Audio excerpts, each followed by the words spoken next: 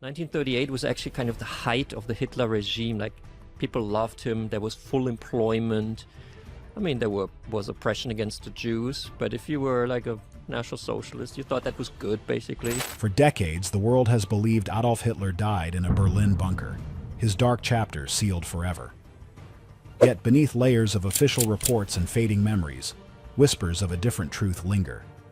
Declassified files, secret eyewitness accounts, and shadowy escape routes hint at a man who vanished instead of perishing. Was the story of his death just a carefully crafted illusion? On April 30th, 1945, with the final fall of the last pocket of holdouts, Soviet troops move into the bunker, and they confirm not just the fall of the Third Reich, but the death of Adolf Hitler himself. As new evidence emerges, the line between fact and mystery becomes increasingly blurred. What if Hitler never died in that bunker? What secrets are still buried in the shadows of history? And how far would those in power go to keep them hidden? The official story. The official theory is that Adolf Hitler ended his life on April 30, 1945, deep beneath the crumbling streets of Berlin in the Führer bunker. As the Red Army closed in, he supposedly shot himself while his longtime companion, Eva Braun, took cyanide. Within hours, their bodies were burned outside the bunker by loyal followers, leaving little behind but ashes and questions. But this story, repeated in every schoolbook, begins to crumble under closer inspection. The most important detail is this: no neutral party ever examined Hitler's body. The only evidence came from the Soviets, who quickly took control of the bunker and claimed to have found fragments of his jawbone and skull. Yet even those claims changed over time. Soviet reports contradicted each other. Some said he was shot, others that he poisoned himself. Stalin himself openly declared that Hitler might have escaped. Why would the leader of the Soviet Union feed such a rumor? Was it Cold War propaganda, or did he know something the public didn't? Meanwhile, Western powers weren't fully convinced either. FBI files show that as late as the 1950s, American intelligence agents were still chasing leads about Hitler's sightings in South America. Why keep searching if the story was closed? Why did they treat it like an open case? Tests on skull fragments cast doubt on Adolf Hitler's suicide story. Then there's the physical evidence, or the lack of it. Modern forensic testing has cast doubt on the remains that the Soviets once presented. In 2009, DNA analysis on a skull fragment, which the Russians claimed was Hitler's, revealed it belonged to a woman under 40. That revelation reopened a door many believed was long shut. Eyewitnesses who claimed to see Hitler's body were his inner circle, individuals who had every reason to protect his image or obey orders in fear. No photographs of his corpse were ever made public. No globally recognized forensic investigation ever confirmed his death. And crucial Soviet files on the matter remain sealed or redacted to this day. Could the greatest manhunt in history have ended on a lie? Or was the official story just too convenient for a world desperate for closure after years of unimaginable horror? The mystery begins here, and it only gets deeper. How meth fueled madness and delusion. Imagine a man controlling an empire, commanding armies, deciding life and death, while high on methamphetamine. This isn't fiction, it's the documented reality of Adolf Hitler during the most critical years of World War II. Norman Ohler, in his explosive investigation, reveals that Hitler's doctor, Theodor Morell, transformed the Führer into a walking cocktail of narcotics. Far from being the focused and calculated strategist portrayed in history books, Hitler was heavily drugged through most of the war's later stages. He was injected daily with methamphetamine, marketed then as Pervitin, as well as Eucodol, a powerful form of oxycodone, barbiturates, morphine-like compounds, and even cocaine eye drops. At the heart of Hitler's decisions, many of which seemed irrational, stubborn, and catastrophically delusional, was a brain drowning in chemicals. As defeat loomed, Hitler became increasingly paranoid, sleepless, and emotionally unstable. His infamous refusal to allow German troops to retreat, even when they were surrounded, may not have been a strategic misjudgment, but a chemically induced delusion. But Hitler wasn't alone in this drug-fueled madness. Methamphetamine wasn't just his escape, it was a national epidemic.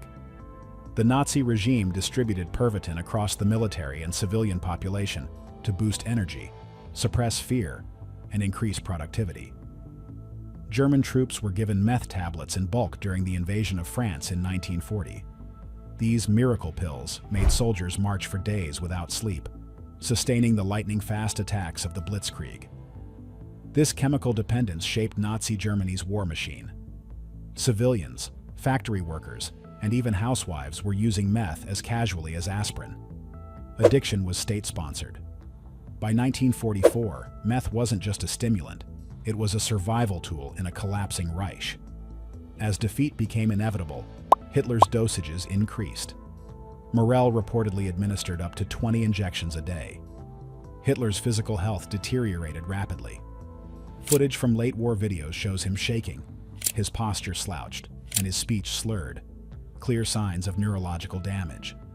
His detachment from reality in the bunker, the belief that hidden divisions could reverse the tide of war, or that superweapons would save the Reich, was likely fueled by his drug dependency. The dictator who once held Europe in his grip was now ruled by vials and syringes. Could drugs explain not just Hitler's downfall, but also the bizarre chaos that surrounded his final days? It's not just plausible, it's chillingly likely. The Nazi escape machine that worked. As Hitler's crumbling regime braced for defeat, loyal Nazis weren't preparing for justice. They were preparing their escape. While Berlin fell into chaos, networks were already in motion to move high-ranking officials across borders, across oceans, and into new identities. These covert operations became known as rat lines, hidden escape routes that ferried thousands of Nazis out of Europe and into safety. These pathways wound through post-war Italy and Spain, countries where chaos and sympathetic authorities made it easier to disappear. From there, the most common destination was South America, particularly Argentina, where President Juan Perón offered a surprisingly warm welcome to fleeing Nazis. His government saw value in their military expertise, anti-communist stance, and the political power of German connections. Red Cross and Vatican helped thousands of Nazis to escape. This wasn't scattered or improvised. It was organized and efficient. Using Red Cross travel documents and assistance from figures within the Catholic Church, fugitives were supplied with new identities, new passports, and clean records.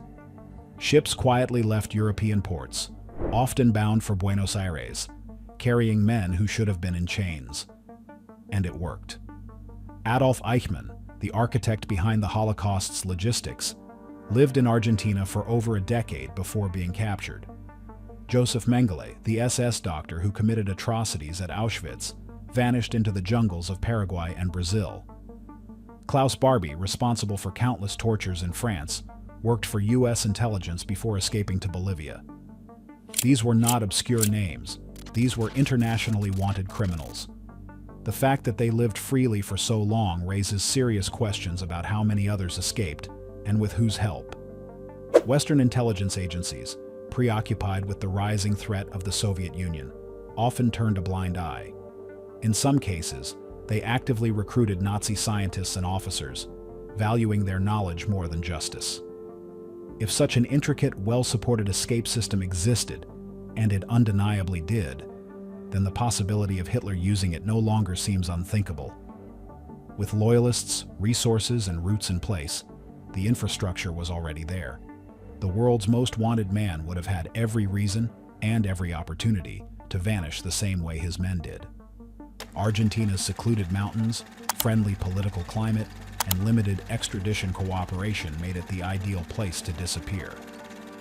In this light, the story of Hitler's bunker suicide starts to look less like a certainty and more like a version of events the world needed to believe. FBI files and eyewitness claims. As the dust of war settled, something strange began showing up in the files of American intelligence. From 1945 through the early 1960s, the FBI quietly collected dozens of reports claiming that Adolf Hitler hadn't died in Berlin, but had instead escaped to South America. These weren't scattered rumors from conspiracy theorists.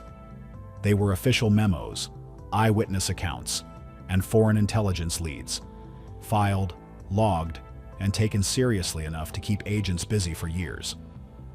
One of the most compelling reports came from a confidential informant in 1955, who claimed Hitler had been smuggled into Argentina, where he was living in the Andes Mountains, protected by former SS officers. According to the memo, the area was tightly guarded and off-limits to outsiders. It even described the presence of German-speaking security forces and suspicious activity that matched military routines. The claims didn't end there. An Argentine rancher reportedly told authorities that he had hosted a high-ranking German guest shortly after the war ended. The man was described as quiet, heavily guarded, and carried himself like someone used to commanding. The rancher believed it was Hitler himself. While this account remains unverified, it wasn't dismissed at the time. British intelligence, too, kept a cautious eye on escape theories.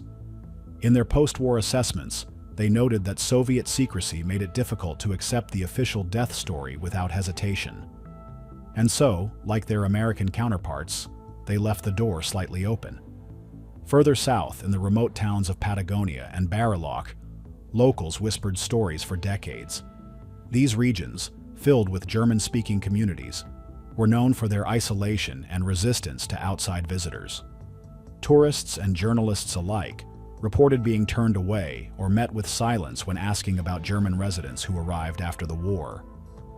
Fueling these suspicions is the controversial Grey Wolf theory, a widely circulated claim that Hitler fled to Argentina and lived there until he died in the early 1960s. Though nobody or photograph has ever confirmed this version of events, the theory continues to intrigue historians and investigators. What keeps this theory alive is not hard evidence, but the sheer consistency of the stories told by unrelated people across time and place. It's a web of quiet testimonies, strange sightings, and remote villages that never fully opened their doors. Maybe the truth was never hidden. It just wasn't believed. Why historians still debate Hitler's fate. For a man whose death supposedly marked the end of an era, the facts surrounding Hitler's final moments remain alarmingly unclear. No neutral investigation was ever launched. No international team ever stepped into the Führer bunker to collect evidence or verify claims. From the very beginning, the world was handed a version of events curated by the Soviet Union, and that version changed multiple times. The first reports said Hitler had died by gunshot. Later, it was poison. Then came conflicting details about the body's condition, the identity of the remains, and who witnessed what. Over time, Soviet officials openly contradicted each other, and much of their documentation was kept secret behind Iron Curtain walls. These inconsistencies didn't just confuse, they cast a long shadow of doubt that still lingers. The Cold War only made things murkier. The United States and its allies deeply distrusted Soviet information. As tensions between East and West escalated, so did the suspicion that the truth about Hitler's death had been weaponized. If the Soviets wanted to manipulate post-war narratives, what better way than to keep the world guessing about the fate of its most hated villain? Despite these uncertainties, most mainstream historians have long steered clear of challenging the official version. To entertain the possibility of Hitler's escape has often been viewed as dangerous territory, a line too close to conspiracy thinking. But Norman Ohler and a growing number of researchers argue that the real danger lies in refusing to ask uncomfortable questions. In the absence of verified evidence, no body, no international autopsy, no photographs, the story remains fragile. It rests on testimonies shaped by fear, loyalty, and by political agendas.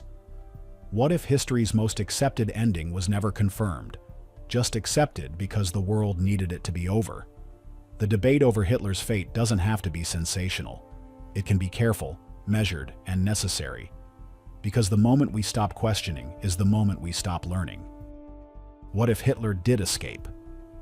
If Adolf Hitler survived the war, it would stand as one of the greatest failures of justice in modern history. The man responsible for genocide, world war, and unthinkable suffering would have slipped away while the world believed he had paid the ultimate price. Such a possibility doesn't just rewrite one moment, it would unravel the trust in everything that followed. For the millions who suffered under his regime, survival without accountability would be more than injustice. It would be betrayal. Survivors of the Holocaust, families of fallen soldiers, and entire nations built their healing around the belief that the architect of evil had perished. To learn that he might have lived, untouched and free, would rip open wounds the world thought had scarred over. But the consequences wouldn't stop there. If Hitler escaped, it would also raise deep questions about the role of global powers.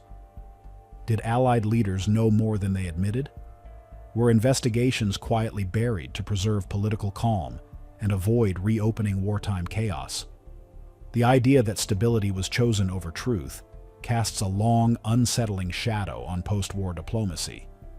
Even more troubling is what this says about history itself. If the truth about Hitler's fate was shaped by convenience, not evidence, how much else in our historical record has been adjusted, softened, or hidden? It validates long-held fears that power doesn't just write history, it edits it. The persistence of Nazi ideology in certain South American enclaves becomes harder to dismiss when viewed through this lens. Towns where German was spoken, symbols of the Third Reich quietly displayed, and a culture of secrecy upheld. Could they have existed without a powerful figure anchoring them from behind the curtain? Even if Hitler did die in that Berlin bunker, the lack of proof invites endless speculation, and that alone is enough to keep his legacy tangled in mystery. Norman Ohler's message is clear. The purpose of asking isn't to indulge in conspiracy, it's to challenge comfort and push for clarity. Because in history, silence often hides the loudest truths. And maybe, just maybe, the world didn't close the book on Hitler. Maybe it only turned a page. What if he was watching the headlines, not buried beneath them? The story of Hitler's fate reminds us that some truths remain hidden in shadows, concealed by time, silence, and powerful forces. How many more secrets lie buried in history's darkest corners? What else might we discover if we keep asking the tough questions? Drop your thoughts in the comments below, and don't forget to like and subscribe for more gripping investigations that uncover the mysteries beneath the surface. Thanks for watching, and stay curious.